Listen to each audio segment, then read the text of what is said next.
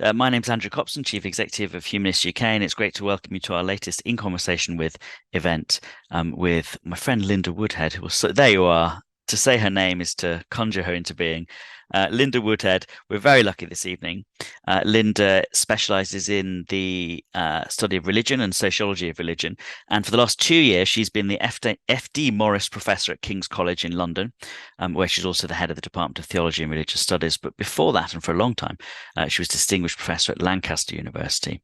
Very well known for her work on religious change since the 1980s and for initiating very significant public debates about the intersection of change in religion and belief patterns in the UK and public policy. She co-founded the Westminster Faith Debates, many of you will have heard of, with the former Home Secretary Charles Clarke in 2011. Gosh, can it really be 12 years ago? That seems a lot. Those debates were originally created to publicise the findings from the Religion and Society funded programme, but have since become a series of events and brought researchers into conversation with prominent figures from political and public life. And were very enjoyable too, as well as stimulating enormous public debate across many media channels and throughout civil society. Linda, thank you for joining us this evening. It's an interesting move because we're not talking about the religious actually this evening, although they might come up incidentally. We're actually talking about the non-religious. But is it an interesting move? Is it as strange as it seems? Is it as unexpected as it seems for a scholar of religion to also start studying the non-religious? I suppose it is quite strange in a way. I didn't actually plan to study the non-religious, but the problem with being an empirical researcher is that things just jump out at you that you're not expecting. You don't necessarily plan it.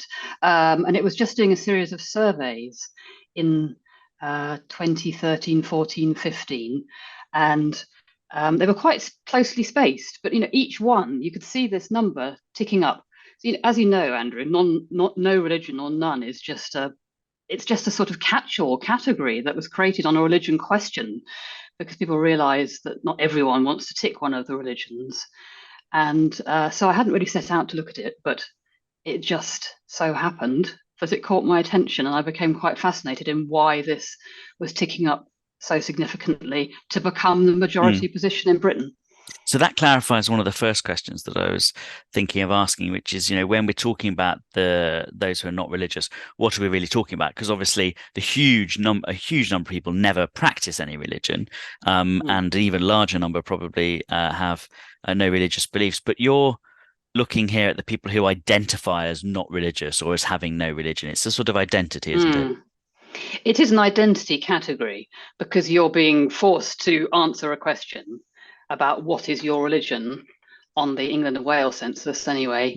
And so it's pushing you to identify, to label yourself. That's what we're talking about when we're talking about the category of non-religion. I don't think many people introduce themselves to their neighbours by saying, hello, I'm non-religious, or they don't claim that identity label. So it is a kind of survey artifact. And yet there are people, presumably, and this is one distinction perhaps that exists in this category, in this population. There are people who feel more strongly about the non-religiousness of their non-religious identity than others. There are. I mean, we have to say that the converse is true. I mean, most people don't want to claim the religion identity either. And that's partly a culturally British thing, that if you say, I'm very religious, or even I'm religious, people are a bit startled.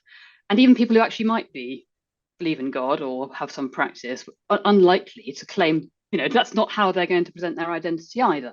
So these labels are quite curious, and we sit rather light to both of them in this country, I think.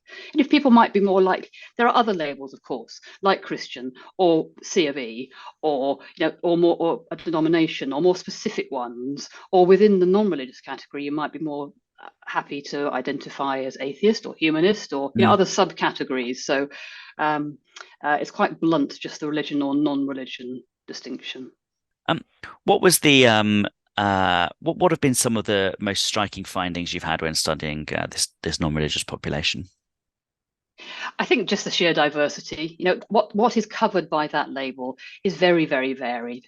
So, for example, about a quarter of those who say they're non-religious believe in God or gods. About 1 in 5 are quite clearly, definitely non-believers. There is definitely no God, definite atheists. And then there are gradations within. But they're quite diverse politically. They're quite diverse in socioeconomic, educational terms. there aren't many kind of other predictors of what it is to be non-religious. So it is masking a lot of variety within that bigger category. It's strange, isn't it? This thing about belief and identity, because like you say, there are a percentage of people who have a non-religious identity who believe in God, and then there's about the same proportion of religious people who don't believe in God. So people who say I'm Christian or well Jewish, it's almost higher than that. But this is this saying something interesting about the difference between identity and belief? I think it's saying that religion is a word that covers a number of characteristics. It covers belief and identification and belonging to a group, and your ethics sometimes, and rituals, and your family background, and your so on and so forth. So when for example, David Cameron said we are still a Christian country a while back, he's in the news, so that's why I brought him up, Andrew. I thought you'd be pleased. Yeah. I think he meant something about sort of ethical values more than we believe in the saving death of Jesus Christ, say. It wasn't a belief statement. You're very generous, assuming that he meant anything by it, aren't you? That he had some thought out idea. Or perhaps he meant, the other important thing to say about Christian in this country is it's partly an ethnic identity. Right, so people do C of go E for is it. partly, I'm English, so I'm C of E, or I'm Scottish, so I'm Church of Scotland, or in the past, I'm Welsh, so I'm Chapel. These were tied up with your ethnic identity, and still are for older generations, but much less so for younger. And a particular class. He's a member of a particular class who are quite attached to the rituals. What is it? They're much more people in David Cameron's socioeconomic bracket, for example, are much more likely to get their children christened or to feel a sort of that ethnic affiliation with an Anglican establishment. And actually parliamentarians are, Christianity is particularly prominent. Much more so, interestingly. I never quite know why. So it's prominent in the public schools, it's prominent in Parliament, it's prominent in the law, it's prominent at certain levels of the elite in this society, which is part of the reason why it's not going to disappear overnight. But non-religiousness, you're saying, is, well, not more diverse than Christianity necessarily, but you're saying there are fewer predictors of it. But does it have its bastions in the same way that, for example, Anglicanism has its bastions? There are some predictors of non-religiosity. Well, yes. Sex, for example. Men are far more likely to be non-religious than women, as I understand it. That's changed a bit. Has it? I'm out of date. So, well, if you take the Dawkins type of non-religion, and you can identify this from a survey, because you can look at things like, do you think religion should be eliminated from the educational system, and so on. That's about 13% of nuns, and they are, predominantly male. That's a particular gendered group. But over the nuns as a whole, it's less so. But on political attitudes, Andrew, the nuns were much less likely to support Brexit than Anglicans. Anglicans were 2/3 likely to support Brexit. There was a difference there. The nuns are more likely to be, Anglicans are very liberal on sexual morality. Their bishops aren't, but they are. But nuns are more so. So nuns were more in favour of things like same-sex marriage when it was still a debating point, for example. So more liberal. That's true. And assisted dying, abortion, various liberal reforms like that. So, well, this from humanist research has shown this as well. Yeah. And the younger you are, the more likely you are to say you have no religion. Because this is a really important point as well. It's the reason that non-religion is growing is about generational transmission. So it grows steadily. When Britain has been growing for 100 years. It's not a suddenly at least thing, or it's a long-term thing. Britain's been a kind of leader. Think of Darwin and George Eliot, and it's always been. I always do. I know. Well, we have to remember Britain's claim to fame is that it's at the head of the non-religious movement, really, globally. So it's not new. And the way it grows isn't so much adults suddenly having a sort of deconversion experience. It's that you pass things on to your children or you don't. And I could see from my surveys that if you're non-religious, your children are 95% of them are going to be non-religious, whereas if you're Christian, only 45%. So Christian parents are not succeeding in transmitting their religion nearly as successfully as non-religious parents are in transmitting their religion. That's why it's growing, and that's why I'd expect it to keep on growing. This is an important point, isn't it? Because I think actually that I think no one does make this counter argument anymore. But there was a time, certainly within your and my memory, when people used to make the counter argument. Oh, as people get older, they do get more religious. But that's really been blasted away now, isn't it? We know now that it's not age related; it's generational. This big decline. Yeah. There's a churn throughout the life cycle. Some people become more religious, and some religious people become less religious. Yes, absolutely. They're faced by death. Both things happen, and they kind of cancel each other out statistically. So there isn't a big life stage effect. Well, I thought that was interesting in the last census, actually. We looked ourselves at how whether or not the death of old people and the coming up of younger people could account for the shift. And it was plain that it couldn't, that there were other people who had just transferred their identity from religious to non-religious somewhere in the middle of their life. So I think that's very interesting. And then, of course, there's a question whether that will happen at the same rate and in the same numbers with those whose family religious background is not Christian but is something else, which I think we're only beginning to see the results of, really. The non-religious whose parents were Muslim or whose parents were Sikh or whose parents were Hindu, or their grandparents. That's just becoming, I think, a phenomenon. Have you got any early indications about that? I mean, I see them joining Humanists UK. They're the grandparents of people who were Muslim or Hindu or Sikh or whatever. But I don't suppose it's showing up in the data to such an extent that it's been researched very heavily yet. Very hard. It's actually very hard to research it. Right. Even with a survey, that's very hard to research because people are probably not going to label. How do you find those people?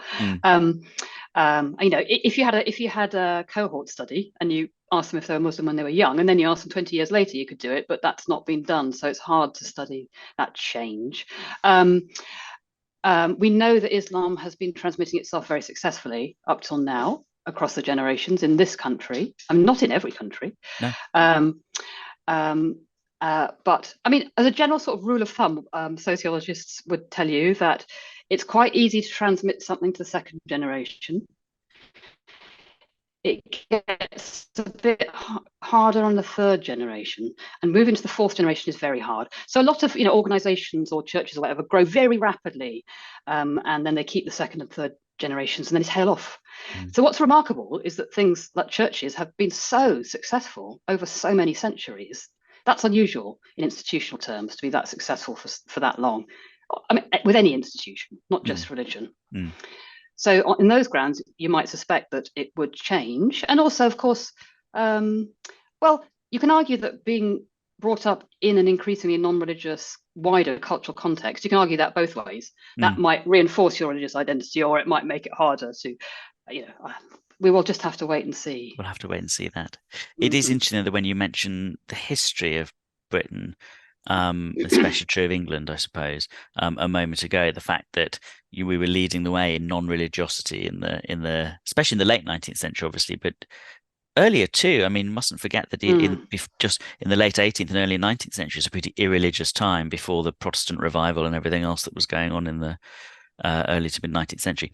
Do you think then that the non-religious as a population have, as I do, this is a loaded question, do you agree that the non-religious as a population have probably been quite prevalent for quite a long time, in England at least, although not as visible throughout the last, not visible at the same constant rate through the last couple of 100 years, but pretty present actually? I think that's probably true because it really matters what's the social norm for humans, the cultural norm. Because to go against the norm is always, it takes a bit of courage and energy. So most of us just go along with the norm. That's why I thought it was so significant when we moved over the 50% mark of non-religious. Because before then, when I was young, Christianity was the norm. You're much too young, Andrew, for me to be able to say this. But when I was young, Christianity was the unquestioned norm, particularly in rural areas like where I grew up. And so if you invited people to, say, an atheist funeral, that would be considered really odd, or a humanist celebration. People talk about it and it was kind of, ooh. Yeah. Now it's all the opposite. If you ask people to say Christian prayers, you might have to explain it. And so that makes a big difference. So there may, of course, have been people who, just as there were people who were gay who didn't come out about it, there were people who were atheists who didn't want to make a song and dance about it, but might still go to church. So I would expect that to be to have been the case, that there were many people like that before.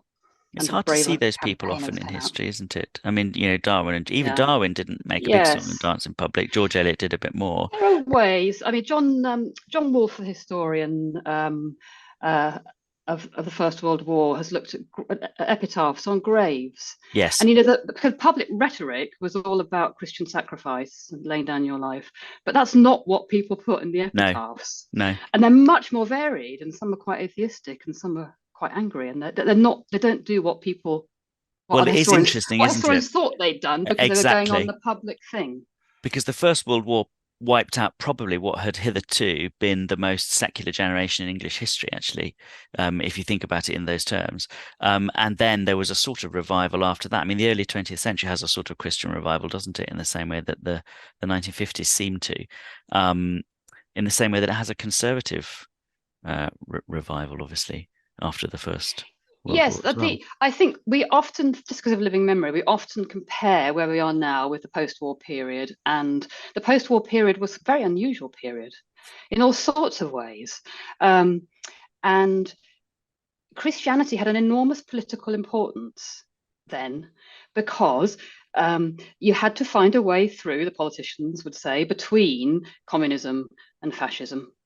And the way to do it was Christian democracy. Well, lots of parties in Europe had a Christian Democratic Party. We didn't, but actually that's why the Education Reform Act put religion into schools. It put Christianity into assemblies. It put RE, because they wanted to establish quietly this sort of unify the country through a nice, gentle Christian democracy. So there was a revival, and it was being used for political uses. It's not, Trump and fundamentalism, it's not new. Religion gets used for political purposes. That purpose, which was very real at the time, is now spent. And I think that's part of the reason why there's been a fall off. It hasn't got that political use anymore, the churches. It's a bit sad to think about these days. I mean, a humanist like Attlee and an old Victorian agnostic like Winston Churchill instrumentalizing Christianity in this sort of war of civilizations way. I think that's a sad way to look at politicians that otherwise you might admire in other ways. Probably still true today, though, I expect. Is that what David Cameron was trying to do, you think, bring us all together? Yes, it's one nation. It's one nation. One nation. Or it is. It is about cohesion, and we're all, we all stand together. We all affirm the same British values, and they're sort of Christian. That was, I think, the sentiment. Rishi Sunak, of course, when he became Prime Minister, or no, it wasn't when he became Prime Minister, it was when he was still Chancellor of the Exchequer, was the first really senior person in government to say explicitly we were a secular country. He said, the UK is a secular country. And I thought that was very interesting. He of course didn't mean that we were a He meant it in an Indian sense. Exactly. Plural, that's right. Yes, because he's a Hindu. But I think we're touching on something important here, Andrew, which is that, of course, being non-religious depends on what the prevailing religion is, what you're reacting against. And again, there's been a huge shift. So we're talking about what Winston Churchill called county council religion, which was, basic, decent, tolerant, be honest and nice and kind and so on. That was sort of tied up with being Christian and being English, Scottish, whatever.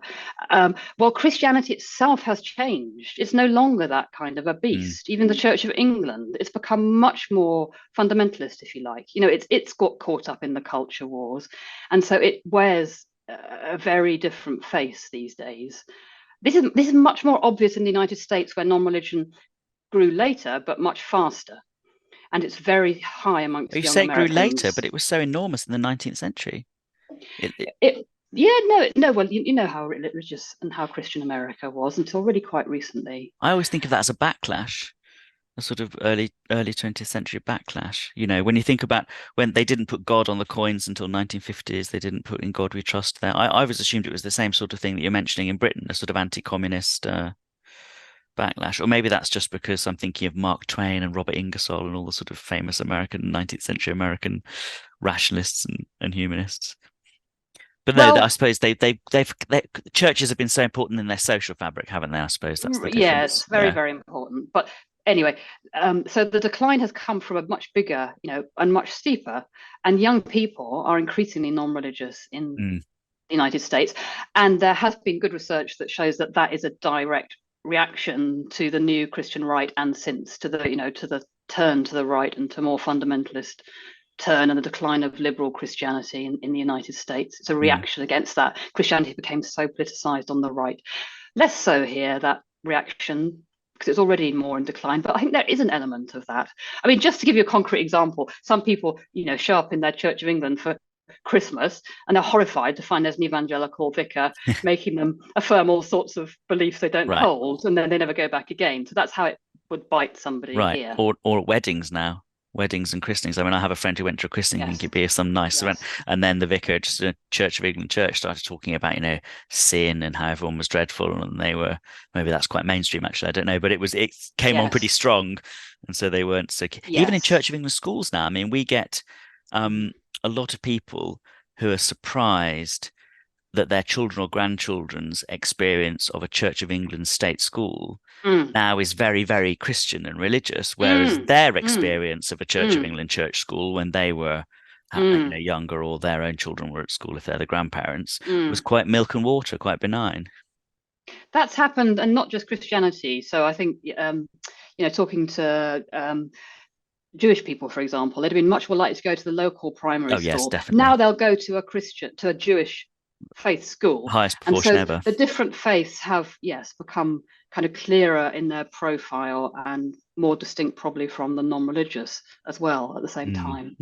Interesting. Identity is kind of sharpening up on both sides in lots of ways. I mean, there's still a kind of big middle that doesn't get much voice, of course, and that's not very, well, it gets to vote, but it doesn't get much representation. Does it worry you, this polarization, or this hardening up at either end of the spectrum, or is it not a conflict driving sort of effect? In this country? Yeah. Not yet. Well, perhaps. It's not tied to the political system like in America. So, Brexit wasn't tied up with religion, even though there was a religion effect within it. People weren't appealing to that or pressing that button. It's probably not going to work pressing that button. The far right hasn't been particularly Christian in this country.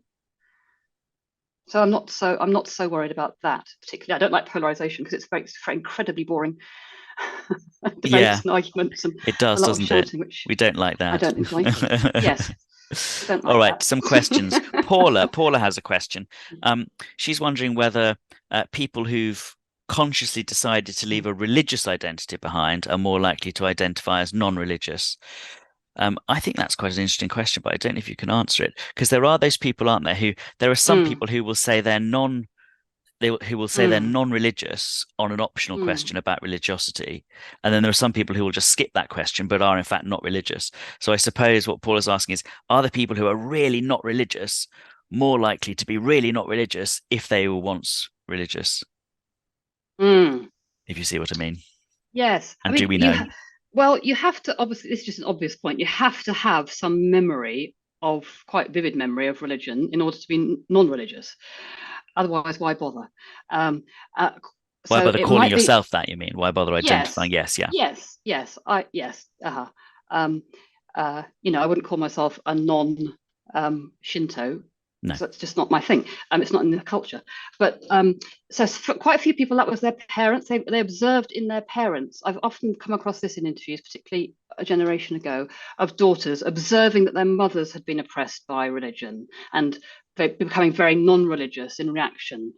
Of course, people who've had some terrible or abusive experience in religion will be very opposed to it, but religion is still very, very real for them. They're fighting and opposing it. It's still got that reality in their lives. There are also people who are just indifferent. It's just not part of their register. They weren't brought up in it. It's not part of their school. You can these days, which is quite new in Britain, really not have much contact with it at all. Yes. Yeah, that's interesting, isn't it? I was just trying to think, because as a fourth generation not religious person, I was thinking, would I ever naturally, before I came into this discourse, as it were, have thought of myself as non-religious? And I don't think I would really. As you say, I would just not have thought about it at all. But a lot of people, I mean, I noticed from our own, my own experience of members of Humanists UK, let's see, or supporters of Humanists UK, that those who are really non-religious, if you see what I mean, rather than just not religious.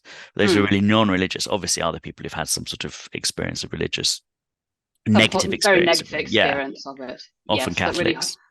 It often haunts them. Yes. Sue is asking about these people who say they don't believe in God but do believe in fairies, goblins, and spirits? That's a great question. It is a good question, isn't it? She asks if it concerns They're really important. Right. They're really important, Sue. They're really, really important. Most statistics, if you look at the run of them since we had polls, which was about 1950, they either, they go up and down, and that's what we spend all our time looking at. Hardly anything is completely steady.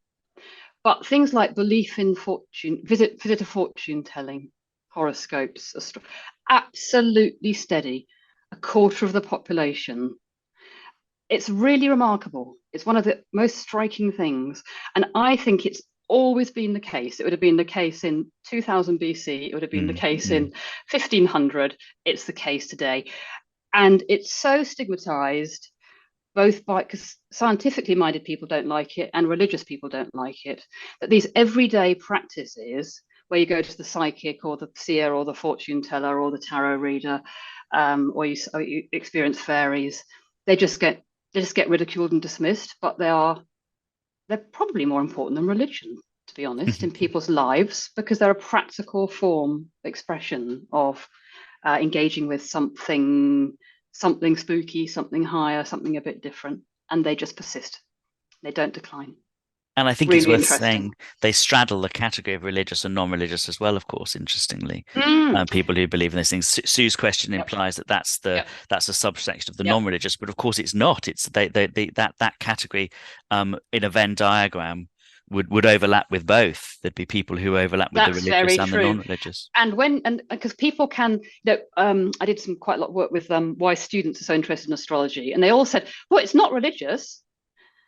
I'm not religious. This isn't religious. It's just a bit of fun. It's just an entertainment. And then some took it a bit more seriously. So you can categorize it as you want. It's not science. It's not religion. It's got this very strange sort of liminal status. It's pre-modern. It doesn't fit our categories. It just doesn't fit our categories, psychology or religion or non-religion. It's much more ancient. And it persists. Does your field handle that very well? I mean, I don't know much personally, actually, in spite of having worked for a while, in RE in schools, for example, quite a long time now, I guess. I don't know much about the academic field of sort of religious studies as opposed to theology.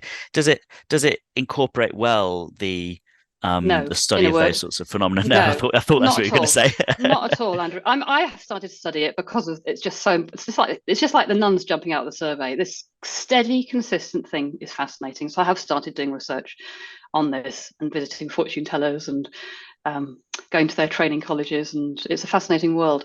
But I will never get funding to do it. I am ridiculed for doing it. Nobody likes it. Academics look down their nose at it. If I was doing it in Nepal, it would be absolutely fine and really fascinating. But to do it in your own culture, or Selfridge's basement, where there is the Psychic Sisters, which I do recommend, although it's very expensive. Goodness me. Yeah. That must be very expensive. I mean, what must their ground rent be like down there? 60 quid for half an hour, whereas fortune telling is usually about 30 or 40 for an hour. You said just then that you think this group of people have always been there, and I heard you say something about actually the people who the non-religious as well in a different talk you gave once. You think, this group's always been there throughout. Do you just think that? Is that one of your convictions about this field? Is that you just think that actually the pattern of change and development and cyclical, even if it's cyclical, the change that's happening is one thing, but there's also just a sense to which there have always been a third of human beings who like a bit of religion, a third of human beings who like a bit of superstitious practice, and a third of human beings who are getting on with trying to understand the world through reason. I do like that approach, but I can't minimize how important social cultural change is. That's why I'm asking. Things really importantly become socially and politically prominent at different times and in very important ways. But I suspect, we can all suspect that as something's fashionable, it doesn't mean everyone truly in their heart is deeply devoted to it.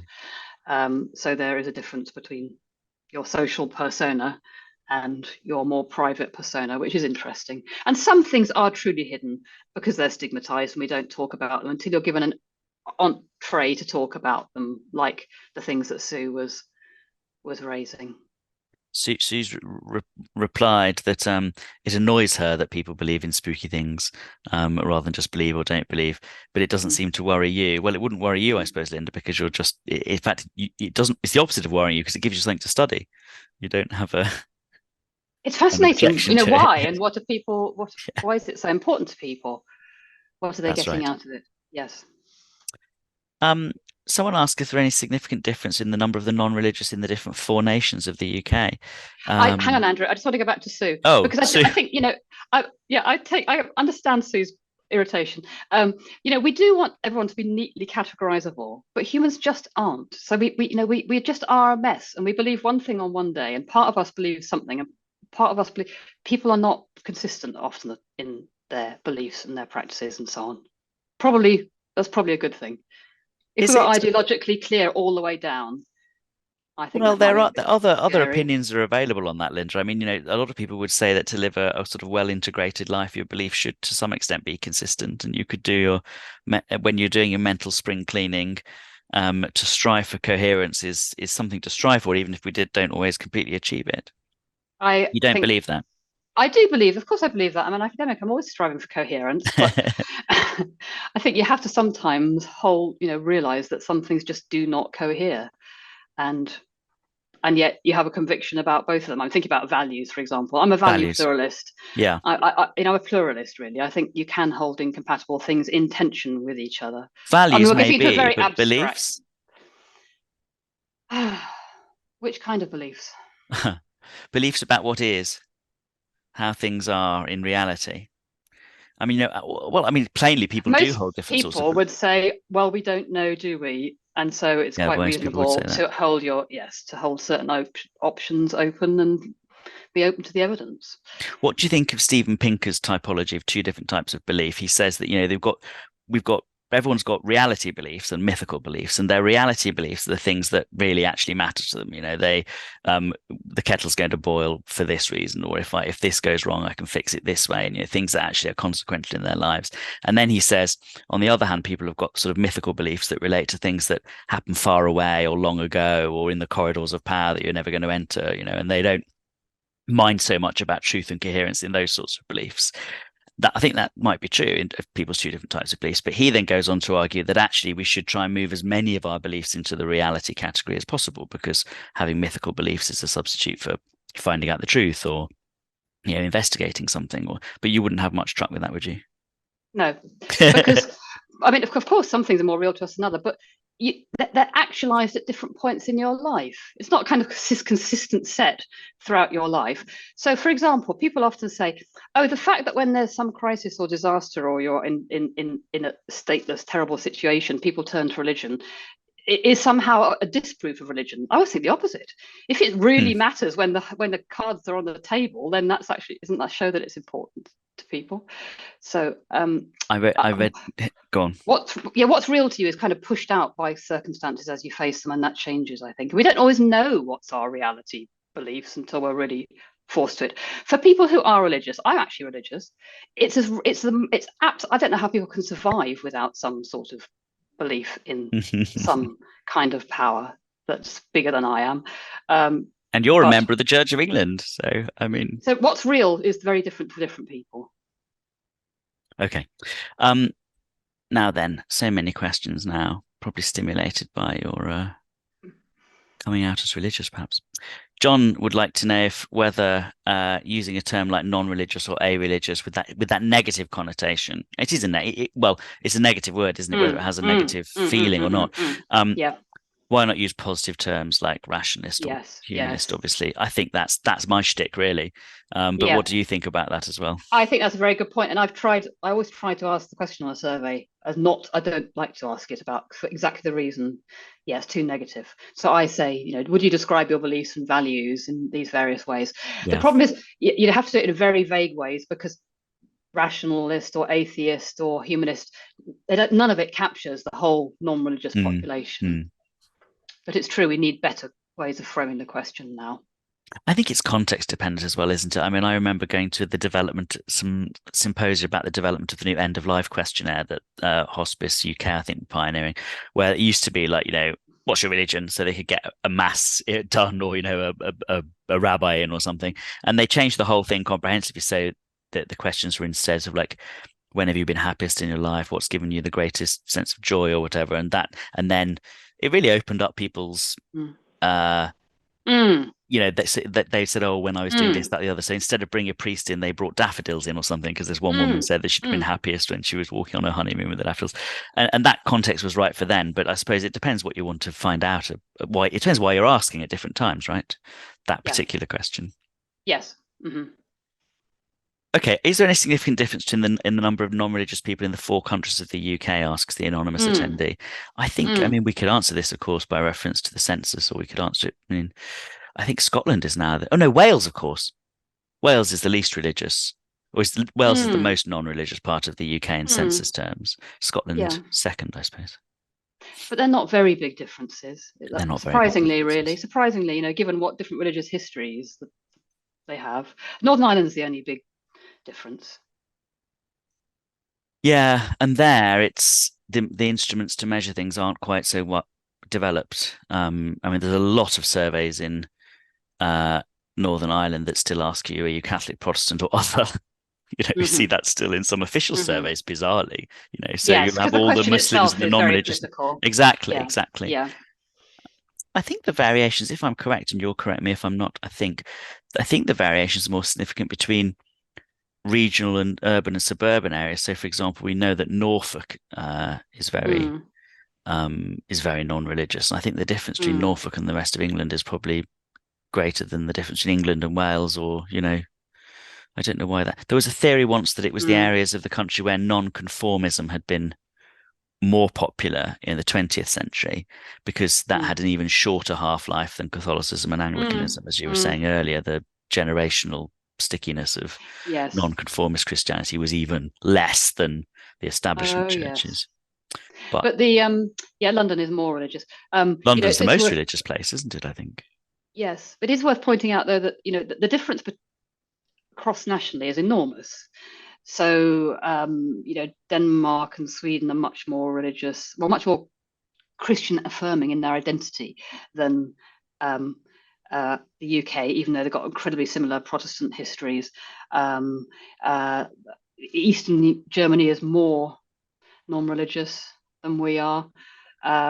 The former Soviet Union has gone the other way. It's desecularized. It's become more religious. So the map of the globe as a whole is very, very varied, and national boundaries do make a difference, and national histories make a difference to this.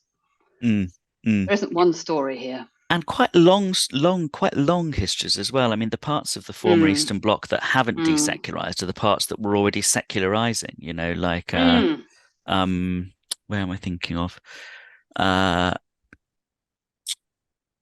Estonia, for example, is still one of the, and Lithuania, I think they're still both very Estonia never really became religious. It never was. Christianity never really took. Yes, that's the other thing. Yeah. Okay, very good. Well, we've got so many questions now that we better get through some of them. Ian from Northern Ireland says, we're referring to British attitudes, but is the data on attitudes only from England and Wales? Is it different in some parts of the UK? We've sort of answered that, and some comparisons with Europe you've answered too, so that's very good. We did that, yeah. Very good. I think we're very close to being the most non-religious country in Europe, based on our census returns anyway, in identity terms. I think we are, aren't we? Western Europe. Czech Republic. Yes, Czechia, of course. So, I think. Yeah. East Germany, more so. Yes, East Germany, that's true. And the questions are quite different, probably, of course, as well. So maybe we can't compare it quite as much. Now, who's this? Jen. And if you had a very unpopular secular political regime, of course, that makes a big difference. Yeah, like a communist, atheist pushing regime, you react against it when it goes. Exactly. Do you think the religion was in the past used to control the population, but as the population becomes more educated, non-religion will continue to increase? There's quite a lot in that question. Gillian's question. Was it used to control the population? Yes. And now we use other things.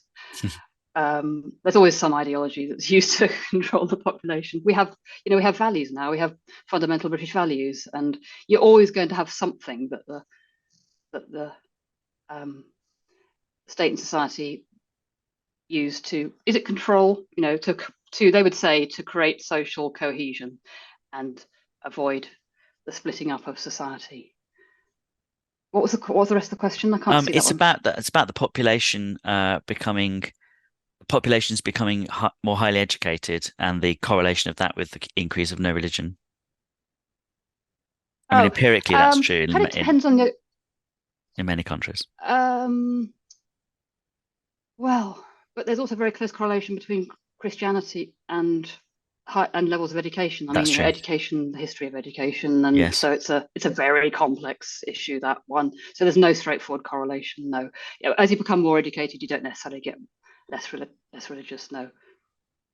I think that one of the strongest correlations in global terms is the social security of a population and their religiosity. You can see higher levels of non-religiosity in countries with higher levels of state social security. But again, that could just be just a correlation, I guess. I don't know. Yes, and there are exceptions like the USA or like South Korea or a lot of India. Actually, India's an exception to a lot of this. That's highly true. Religious. 8% believe in God in India. Amazing. But Hugh's just done a really great survey. Who knows what they mean by it? Many gods. Many. Adrian says he remembers seeing Malcolm Muggeridge. Oh, you would remember seeing him, I suppose.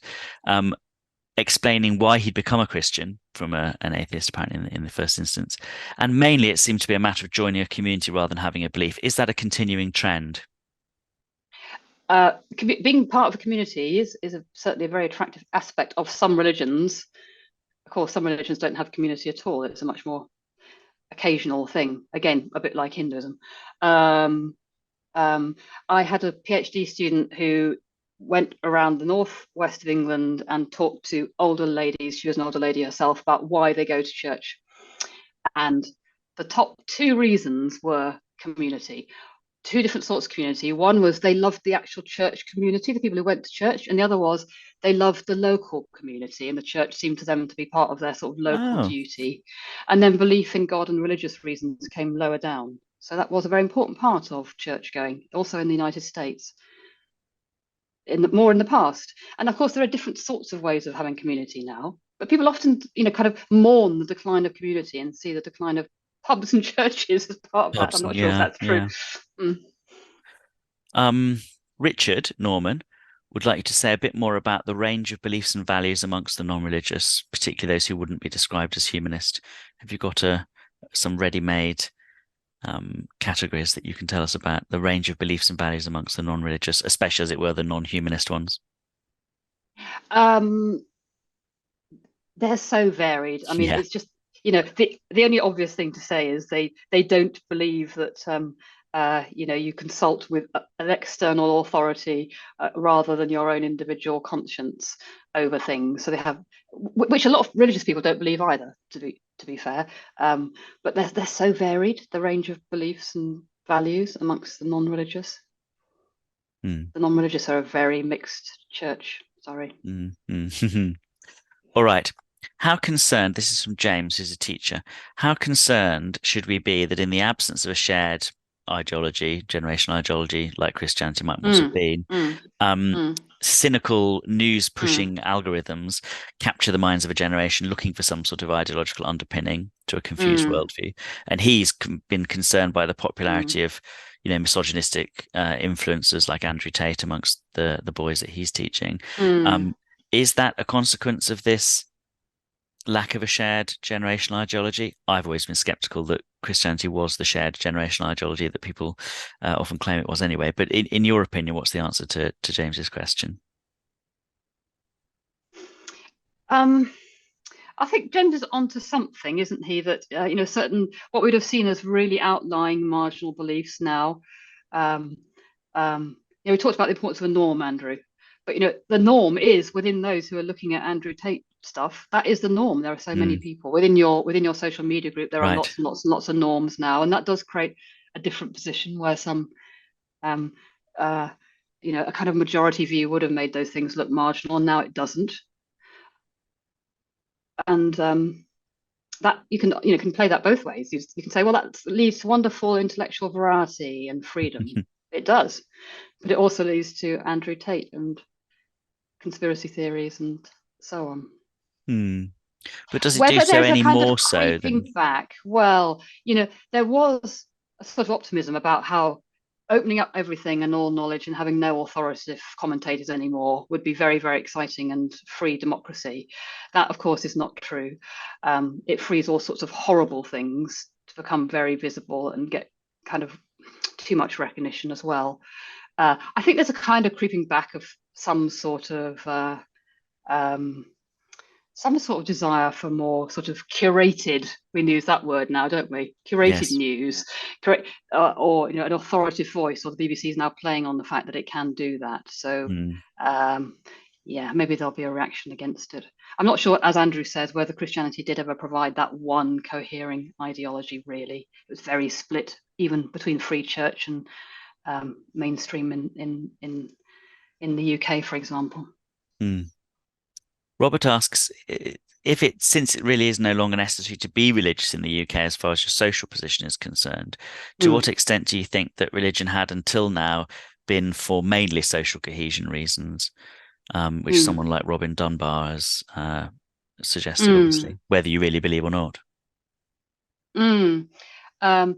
Well, we've talked about the political uses of it, like in the post-World War period, where that was definitely part of the agendas of the government to create coherence in a post-imperial, post-war setting. But there's also it's become very fashionable in sort of sociobiology to say that, well, religion's good for getting people to act in social groups, and evolutionarily, that's why it was important. Yes. I think that's a whole load of nonsense, to be Yes. honest. So overgeneralized. You should have been at our convention where Robin Dunbar was giving his talk. I'd have liked to hear you respond to it, actually. It was an extremely popular talk at our convention. But there were a lot of people afterwards who were saying, oh, that seems like a suspiciously cut and dried and clear account for, why religion was invented or why it came to be. Big religion and big gods. And big gods. What would you say? This plays into another question here from Deezer or Dizer. I don't know how to pronounce your name, so I'm sorry. Who asks, what would you say then, from a sociological perspective, is the main driver for people in Britain starting to go non-religious? And on the other hand, why are those that are continuing to have faith in faith? Well, you really have to think about sort of children, young teens making up their minds, because that's when it happens. It's not about adults. It's about when you come to this age where you think, well, I'm not going to go to the synagogue, or I'm not going to go to the temple with my parents, or I'm not going to go to church. Why do people make those decisions? That's where the social change really happens. It happens amongst young people, not amongst adults. And there's a whole range of factors about socialization and education and the culture and what's available that shapes all of that. But always think younger rather than older. Sociologists are at fault. We look at adults more than we don't do enough research on young people. That's where unfortunately most of us, Andrew, form our beliefs very young. The younger you are, primary school is really important, more than secondary school. University, we can't really change people's views at all. They're all set by the age of 18. Yes. Yeah, well, that's right, isn't it? So what is it then why do young people stop going to things or turn away? Is it values? Is it meaning? Is it reality? Is it community, that they're not finding any of those things that they want? They're finding them somewhere else. I mean, that's presumably it's the competition to these things that's relevant. Yes, and it's different things for different people. I do think values are important there, because there are certain values. Values are so important to us that there are some that religion is much more than values. But if its values really offend deeply against your own values, say you're gay or your friends are, and the religion's saying gay people are disordered, that's a deal breaker, really. So that does have an impact, even though religion isn't just about values. So value clash is one thing. Where you want to get your identity from as a young person. Some people, particularly with minority religions, it can be really, really important to young people to identify with their Native American tradition or whatever it might be. It gives a very strong, powerful sense of identity to some people. Other people want to disidentify with the kind of group that their parents have taken them to. So again, many different reasons, but don't underestimate how how young people really think for themselves and make up their own minds about these things. Mm, mm. And I suppose, as you say, I mean, there is no doubt that wider popular culture is, I would say lots of it's humanistic, but it's certainly very secular.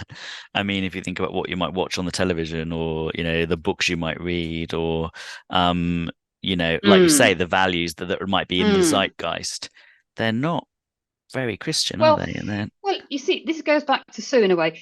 You are very likely to encounter, say, fortune telling, in the hairdressers with your friends, or astrology on your CoStar app. You're much more likely to encounter that now than the big religions. The big religions demand a lot of socialization, really quite heavy duty socialization. That's why, take the child when they're 7, the Jesuit said, because you have to do a lot of work to educate people into a monotheistic faith, and people aren't getting that work now. So that would have been parents and prayer and school from an early age, and that would have been quite common for people. That's more or less gone now. So that's a big shift. there's a couple of questions here about community. Paula is back asking, saying that when she left her religion, it was the lack of community she found very difficult to adjust to, in spite of the challenges that having been part of that community had for itself as well. Wonders if Humanists UK finds this is the case with other members. And then another person, anonymous, talking about the importance of community aspects. Do we think that the non-religious or humanists should promote the good without God type weekly meetings and have local groups to do this? And a whole other load of questions about community as well. I mean, I don't think community is over-egged, to be honest. Because the Sunday Assemblies was a good test of that. I said to the people who set up the Sunday Assembly, "You're taking the least popular bit of religion here." Yes, that's right. Which is getting up early on a Sunday and going to a building with another bunch of people. People don't want that anymore, and it didn't succeed. People don't want that kind of community anymore. That's right, isn't it? One of my predecessors, Harold Blackham, in my job, who wrote the epitaph for congregational humanism in the 1950s, he said, tried and failed. And that was when they started closing the actual meeting places for, the ethical halls and so on, of which Conway Hall is the only remaining one. But there are still people today who do talk about this question that's come up, is not an uncommon question that we get asked at Humanists UK quite often. And I think my answer is sort of the same as yours, but it's saying that, non-religious people find their community in all sorts of places, which is not by and large meeting together with people who share their beliefs. Well, I'm just doing research with people who've been, oh, sorry, Andrew. No, I was going to say, but of course there are, no, I was going to let you go on, but there are, of course, people who do want to gather together with like-minded people for fellowship in that sort of way. And local humanist groups are still popular with the people who enjoy them, and we're certainly trying to promote more of those at the moment. So Paula, get involved in your local humanist group, or start one if there isn't one yet. And now that's my pitch for joining your local humanist group and organising a local humanist group if you don't have one. But you were going to say, Linda, about this research that you've done. I was going to say, I'm doing research at the moment with survivors of abuse in the religious context, about how they've survived. These are long-term survivors, people getting older now. How badly did it affect them, and how have they coped? These are people who have survived. Not everyone, tragically does survive such horrific experience.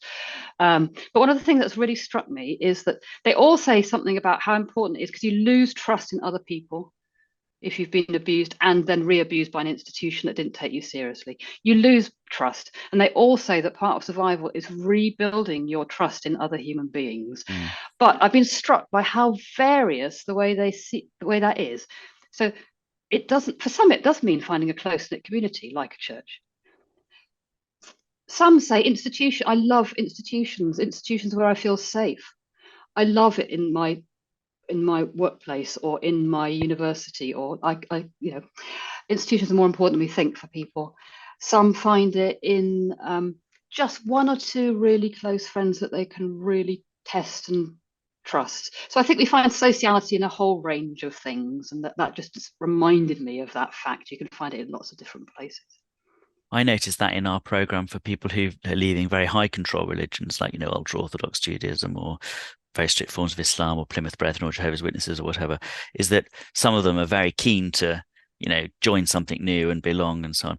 And some of them, never want to be part of an institution for the rest of their lives, and Exactly. that's the last thing they want, and they're never going to. In fact, they'll always be suspicious of those institutions. Like you say, they want one or two warm contacts for. It is interesting, and some people, it? it's appallingly re-traumatizing. So they could Exactly. never set foot in such an institution. Jen was wanting to know how common it is that the non-religious are considered to have no values. This is interesting because it is a prejudice that's real. I'm not sure. Do you still find that? I want to ask you back. Do you still find that? I know that was in America. That was much more of a thing, wasn't it? I find it less so now with normal people. There are still very religious people who ask it of me. There was. I mean, somebody mentioned Malcolm Muggeridge, didn't they? Back then, Malcolm Muggeridge and Mary Whitehouse and so on. There was a real, they spoke for a lot of people who were genuinely terrified that society would fall apart and immorality would reign. I think they're particularly thinking of sexual immorality. Oh, yes, that's all they were thinking about. Well, they'd be right. They were right about swearing. If you look at the COVID inquiry, weren't they? That swearing would take over and foul language would become the norm. How right they were. Well, we don't know what the cabinet was saying to each other in the 1950s. They might have been just as sweary. Maybe they were. Anyway, there was a genuine fear that values and religion went together, and so the collapse of religion would mean we lost our ethical values. We've seen something much more interesting than that, I think, which is that we've seen a shift in ethics. Our values have changed. So Christian values about self-sacrifice is much less popular now than it was. But the value of not giving your life, but living your life to the full and helping others do the same, a very much more sort of this life value has become much more the norm. So I think we've seen an interesting shift of values rather than the collapse of values. That was a strapline of Humanists UK once, I think, living your best life and helping others to do the same. You keep telling me I've got an awful lot of inner humanist, haven't I? You have. But I think most people have. I think one of the stories of the Western world in the last 100 years is the humanization of our common culture, the humanismization of our common culture, really. I mean, these days I find even vicars are quite humanist when you get some of them, not all of them, as we know. One that we've got dozens of questions. We've had dozens of questions and we've got dozens of questions, but the last one is going to have to be, how do you see things going in the near and longer term future, or are things too unpredictable? That's John. In terms of non-religion, of course, it's our theme. I see this such a long-term steady trend, John, that I think it will continue. So the decline of religion and the rise of non-religion. They've crossed over now. I think that will continue. But we've mentioned in this really interesting discussion a lot of complicating factors, like the persistence of what some people would call superstition and the diversity within the religion and non-religion. But those big trends, the lack of identifying with that label, the diminishing influence of institutional religion, I think that's going to continue. I think we've also seen, I've touched on it, the increasing sort of dominance of the fundamentalist wing of religions. I think that's a very, very depressing trend. I really hope that changes and gets reversed. This sort of monolithic turn to the worst sort of side of dogmatic, narrow, we've got the truth, you haven't type of religion. I'm really depressed at how that's taken over in the last 20 years. And I just hope that is not a long-term trend. Thank you so much, Linda. Well, we'll have to have you back because there were over 40 questions there and we've only answered about half of them, and they're all really good questions. So hopefully you'll come to the convention at one time and talk to us there, or come to do an evening event, or come back online. I'm really sorry to everyone who put in really brilliant questions that whizzed by that we couldn't answer, because they're really thought-provoking. Thank you very much for joining us this evening. Thank you very much to Linda Woodhead, or I should have mentioned some of her books at the beginning, but you can go online and find all her excellent books and buy them all, especially those of you who didn't get your questions answered today. Good evening. Thanks for coming. See you next time.